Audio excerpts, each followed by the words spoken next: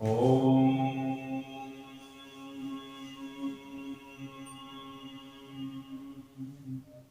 आनन्दमानन्दकरं प्रसन्नं ज्ञानस्वरूपं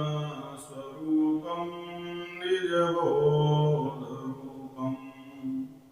योगीन्द्रमीशं बहुरोगिवैद्यं श्रीमद्गुरुं नित्यमहं नमामि।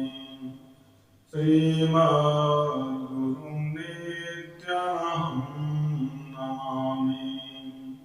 ॐ यं ब्रह्मा वरुणेन्द्ररुद्रमरुतः स्तुवन्ति दिव्यैस्तवैः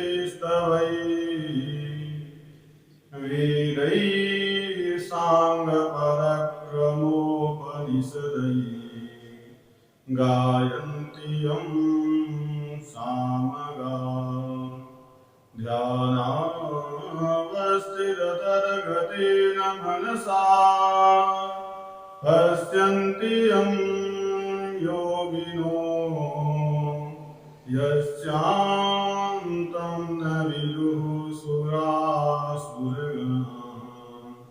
देवाय तस्मै नमः। देवाय तस्मै नमः।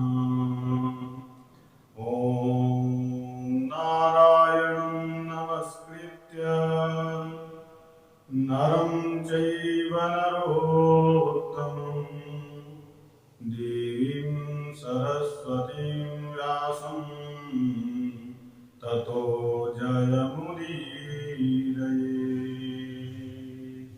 बोलिए लक्ष्मी नारायण भगवान की, उमापति महादेव की। बोलिए कार्तिक मास की जय हो। आज कार्तिक मास में 5वें अध्याय की कथा श्रवण करेंगे। इसमें राजा पृथु कहते हैं कि महत् फलम त्वया प्रोक्तम मुने कार्तिक माघयोः तयोः स्नान विधिं सम्यक् नित्यमानपि नो वद। ऋतु जी कहते हैं कि हे मुनीश्वर, हे महाराज, तुमने कार्तिक और माघ मास का बड़ा फल कहा, और अब उन दोनों की जो स्नान की विधि है और भी जो उसमें नियम है उनको आप हमसे भली भांति कहिए। और उद्यापन विधिं चैव यथावत् वक्तुमर्हसि, और आप उद्यापन विधि भी यथोचित बताने में समर्थ हैं, इसलिए उद्यापन की विधि भी आप हमें बताएं। और फिर नारद जी कहते हैं कि त्वं विष्णोरंश संभूतो नाज्ञातुं विद्यते तव तथापि वदतः सम्यक् नियमानपि वै शृणु। हे राजन, तुम भगवान विष्णु के अंश से उत्पन्न हो, तो इसलिए तुमको कुछ अज्ञात तो है नहीं, अर्थात आप सब कुछ जानते हो, तो भी मैं कहता हूं, बताता हूं, और आप भली भांति उन नियमों को सुने, उनका श्रवण करें। कि आश्विन माह की जो शुक्ल पक्ष की एकादशी होती है, उस एकादशी से कार्तिक व्रत का आरंभ आलस्य रहित होकर के करें। और चतुर्थांश अर्थात एक प्रहर रात्रि रहते प्रतिदिन सदा उठे और ग्राम से उत्तर दिशा में जल का पात्र लेकर के जाएं।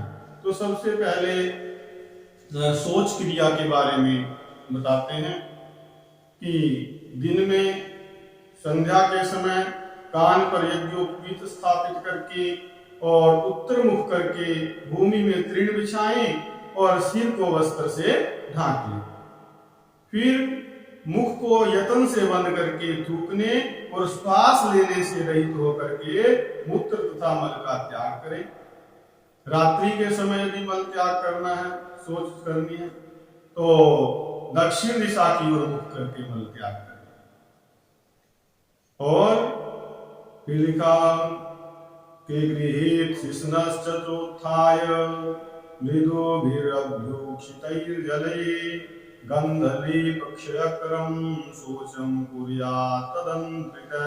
शिश्न को हाथ में पकड़े हुए उठे और मिट्टी लगा करके धोएं, और जब तक वास दुर्गंध और लेप दूर न हो तब तक शोच को आलस्य रहित होकर के करें। कहा कि इसके बाद लिंग में 1 बार, 3 बार गुदा में, फिर दोनों में 4-4 बार और 5 बार गुदा और 10 बार एक हाथ में, फिर दोनों मिला के 7 बार जो है मिट्टी लगावे, मृत्तिका लगावे, अर्थात मिट्टी से शुद्ध करें अंगों को, हाथ धोए मिट्टी लगा करके। और एक बात बताई कि एतत् शौचम गृहस्थस्य, ये जो सोच क्रिया बताई है, इतनी बार मिट्टी कहाँ लगानी है, किस प्रकार हाथ धोने हैं, ये सोच क्रिया, ये शुद्धिकरण जो है गृहस्थों के लिए है। और जो ब्रह्मचारी लोग हैं, वानप्रस्थ हैं, सन्यासी लोग हैं, उनके लिए बताया कि द्विगुणम ब्रह्मचारिणः, जो ब्रह्मचारी हैं, और वानप्रस्थस्य त्रिगुणम, ब्रह्मचारी से 2 गुना करें, और वानप्रस्थी जो हैं वो 3 गुना करें, और यतीनांच चतुर्गुणम, यतीनांच चतुर्गुणम, जो सन्यासी लोग हैं वो इससे 4 गुना सोच कार्य करें, यानी कि पवित्रता रखें। जो जितने गृहस्थियों को पवित्रता रखनी है उससे 2 गुणी ब्रह्मचारियों के लिए बताई है, और गृहस्थ से 3 गुणी वानप्रस्थ सन्यासी, वानप्रस्थियों के लिए बताई है, और चौथा जो सन्यास है, सन्यासियों के लिए 4 गुना बताया गृहस्थियों के की तुलना में। जितना सुचिता मतलब शुद्धिकरण गृहस्थियों में होता है, उससे 4 गुना जो है सन्यासियों के लिए बताया। और कहा कि जो सोच दिन में कहा है उसका आधा रात्रि में, जितना नियम बताया शुद्धि का, उससे आधा रात्रि में करना। और यदि कोई रोगी हो तो बताया कि रोगी के लिए आधा सोच, उससे आधा हो गई, उसका भी आधा बताया, अर्थात सोच है। और रोगी के भी आधा जो है वो मार्ग के लिए बताया, कोई रास्ते में यात्रा में या कहीं जा रहा है तो शुद्धि करनी है, कोई साधन उपलब्ध नहीं है तो उसके लिए उससे भी आधा विधान बताया सोच कर्म का। तो सबसे पहले तो सोच कर्म है, ये सोच कर्म बहुत अनिवार्य है, पवित्रता के बिना काम नहीं चलता। इसी से शरीर की शुद्धि है। और लिखा है, भगवान कहते हैं यहाँ नारद जी कि सोच कर्म विहीनस्य सकला निष्फला क्रिया, कि सोच कर्म से रहित मनुष्य की सब क्रिया जो है निष्फल हो जाती है। अब यहाँ पर एक बात समझ ले कि एक तो यहाँ नारद जी राजा पृथु को, भगवान पृथु को ये बातें बता रहे हैं, ये नियम बता रहे हैं, अर्थात पृथु जी के माध्यम से हम सबको ही बता रहे हैं। दूसरे यही कथा, ये वार्ता जो है सत्यभामा जी और कृष्ण जी के मध्य में चल रही है। कृष्ण जी जो हैं वो सत्यभामा जी को बता रहे हैं, और सूत जी जो है वो सोनकादि ऋषियों को बता रहे हैं, और उन्हीं का ज्ञान ये आप सुन रहे हैं। ठीक है, तो इस प्रकार ये कथा चल रही है कि सोच कर्म से रहित मनुष्य की सब क्रिया निष्फल मानी गई, तो पवित्रता इतनी जरूरी है। और फिर कहा कि मुख शुद्धि विहीनस्य न मंत्रः फलदा स्मृता दंत जिह्वा विशुद्धिं च ततः कुर्यात् प्रयत्नतः, कि मुख शुद्धि भी तो बहुत जरूरी है। लिखा कि मुख शुद्धि से रहित मनुष्य को जो मंत्र हैं वो फलदायक नहीं होते। अगर कोई अपने मुख की शुद्धि करता नहीं और मंत्रों का उच्चारण करता है और चाहता है कि मुझे इन मंत्रों का जो फल है वो मिले, ऐसा नहीं होता। मंत्र उसके लिए फलदायक नहीं होते। तो इसलिए क्या है कि दांतों की और जीभ की भी शुद्धि जो है यत्न से करें। कहा कि दंत धावन के निमित्त वृक्ष भी इस प्रकार से प्रार्थना करें कि हे वनस्पति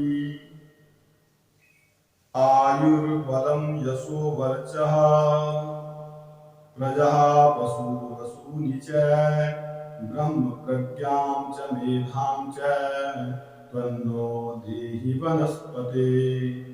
हे वनस्पति, तू हमको आयु, बल, यश, तेज, संतति, द्रव्य, वेद पठन बुद्धि प्रदान कर। ऐसी बुद्धि दे जिससे कि हम वेदों को पढ़ सकें और हमें श्रेष्ठ बुद्धि दे।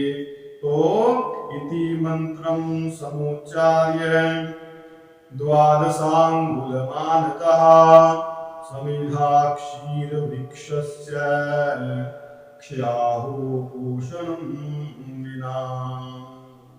और बताया कि इस मंत्र को पढ़ करके 12 अंगुल लंबी गुल आदि किसी दूध वाले वृक्ष की दातन लेकर के दांत शुद्ध करे, किंतु क्षयः तथा व्रत के दिन दातन ना करे। व्रत के दिन दातन नहीं करनी होती, वैसे कुर्ला कर ले बस। और भी कुछ नियम बताए जब दंत धावन की जरूरत नहीं है। प्रति दर्श नवमी षष्ठी चारक दिने तथा चंद्र सूर्यो परागे च न कुर्यात् दंत धावनम। प्रतिपदा, अमावस, नवमी, छठ ये तिथियां एवं रवि तथा चंद्रवार और सूर्य के ग्रहण में भी, चंद्र और सूर्य के ग्रहण में भी दंत धावन ना करे। वारों में रविवार बताया है, तिथियों में प्रतिपदा, अमावस, नवमी और छठ बताई है, और सूर्य और चंद्रमा के ग्रहण ये समय बताए जिसमें दंत धावन नहीं करना। वैसे ये मुख की शुद्धि कुर्ला करके कर ले। और जो दातुन नहीं करनी चाहिए, किन वृक्षों की नहीं करनी चाहिए, इसके बारे में भी यहाँ निर्देश दिया है कि कंटकी वृक्ष कार्पासी निर्गुंडो ब्रह्म वृक्ष काम बटैरंड विगंधा विगंधाद्यान वर्जयेत् दंतधामने। कांटों का वृक्ष, कपास का वृक्ष, सालू, पीपल, बड़, अरंड तथा दुर्गंध युक्त वृक्ष जिनमें से दुर्गंधी आती है, इनसे दंत धावन नहीं करना चाहिए। दंत धावन में वर्जित है, अर्थात इन वृक्षों की दातुन नहीं करनी चाहिए। इसके बाद जो है प्रसन्न मन से पुष्प, गंध और तांबूल लेकर के भक्ति युक्त होकर के विष्णु जी अथवा भगवान शिव के मंदिर में जाएं और वहां देवता को पाद्य, अर्घ्य आदि उपचारों से पूजे, उनका पूजन करें, स्तुति करें, नमस्कार करें, गीत आदि मंगल गान करें। हाथी ताल, वेणु, मृदंग आदि की ध्वनि से युक्त नाचने वालों समेत और जो गाने वाले हैं उन गवैयों का भी फूल चंदन आदि से सत्कार करें। भगवान कहते हैं कि ताल, वेणु, मृदंग आदि नियुक्तान सनर्तकान पुष्पैर्गंधैः शतांगुलैर् गायकान विचार्च्य। गाने बजाने वालों का मान सम्मान करें। क्यों कि देवालये गान परायतस्ते विष्णुमूर्तयः तपांसि यज्ञ दानानि कृतादिषु जगद्गुरो। कि देवालय में जो गान में तत्पर हैं, जो मंदिरों में भजन कीर्तन गाते हैं, भजन कीर्तन करते हैं या कुछ वाद्य बजाते हैं भगवान के लिए, भगवान की संतुष्टि के लिए, तुष्टि के लिए, प्रसन्नता के लिए, तो भगवान के कार्यों में तत्पर होने के कारण वे लोग विष्णु के स्वरूप होते हैं। कहा कि सतयुग आदि में तप, यज्ञ, दान आदि से भगवान प्रसन्न होते हैं। सतयुग में मतलब सतयुग में तप से, सतयुग के बाद त्रेता, उसमें ये यज्ञ से, उसके बाद द्वापर युग, उसमें दान से, इन साधनों से भगवान को प्रसन्न करते हैं। लेकिन कहा कि कलयुग में नहीं, तपांसी यज्ञ दानानि कृतादीषु यज्ञ, और कलयुग में नहीं। क्यों? क्योंकि कलयुग में केवल गान की ही प्रशंसा की गई है। तुष्टितानि कलौ यस्मात् भक्त्या गानम प्रशस्यते, और त्वत्वं वससि देवेश मया पृष्टस्तु पार्थिवा। हे राजन, गान की ऐसे सुना भी है आपने कि कलौ केशव कीर्तना, कलयुग में कीर्तन का महत्व है, नाम जप का महत्व है, भजन की। तो हे राजन, इस प्रकार जो है गाने का, कीर्तन का कलयुग में विशेष महत्व है। हे राजन, मैंने भगवान से पूछा कि देवेश तुम कहाँ निवास करते हो? त्वं वससि देवेश मया पृष्टस्तु पार्थिव। मैंने पूछा कि भगवान आप कहाँ निवास करते हो? तो भगवान ने क्या उत्तर दिया? क्या कहा कि नाहं वसामि वैकुंठे योगिनां हृदये जनां मद्भक्ता यत्र गायन्ति तत्र तिष्ठामि नारद। नाहं वसामि वैकुंठे, हे नारद, मैं वैकुंठ में वास नहीं करता, और ना ही मैं योगियों के मन में रहता हूं। तो कहाँ रहते हो प्रभु? कहा कि मद भक्ता यत्र गायन्ते, मेरे भक्त जहां गान करते हैं, जहां मेरा कीर्तन करते हैं, तत्र तिष्ठामि नारद। हे नारद, मैं वहीं पर स्थित रहता हूं। इसके बाद तेषां पूजादिकं गंध पुष्पाद्यै क्रियते नरैः तेन प्रीतिं परायामि न तथा मत्र पूजनात्। गंध पुष्पादि से उन मेरे भक्तों की जो पूजा की जाती है, उससे जैसा मैं प्रसन्न होता हूं, वैसा तो कहा कि मैं अपने पूजन से भी प्रसन्न नहीं हूं। ओ शंकर भगवान की। तो और भी भगवान बताते हैं कि मत पुराण कथां श्रुत्वा मद भक्तानां च गायनं निंदन्ति ये नरामूढ़ास् ते विद्वेष्या भवन्ति। भगवान सावधान करते हैं कि भाई, मेरे पुराण की कथा और मेरे भक्तों का गान सुन करके जो मूढ़ मनुष्य निंदा कर देते हैं, बुराई करते हैं, उनमें दोष निकालते हैं, तो वे निश्चय ही मेरे द्वेष के योग्य होते हैं, वो मुझे अच्छे नहीं लगते। इसलिए पुराण की कथा जो कोई सुना रहा हो, तो उसकी, पुराण की और भगवान के जो भजन गाते हो, उनकी कभी निंदा नहीं करनी चाहिए, इस दोष से बचना चाहिए। इसके बाद जो है सीरस, धतूरा, कुरैया, सेमल, अकोवा और अमलतास के फूलों तथा अक्षतों से विष्णु की पूजा नहीं होती है, अर्थात इन सबको विष्णु की मूर्ति पर ना चढ़ाएं। और गुड़हर, कुंद, शीर्ष, जूही, चमेली, केतकी के फूलों से भगवान शिव की पूजा नहीं की जाती है।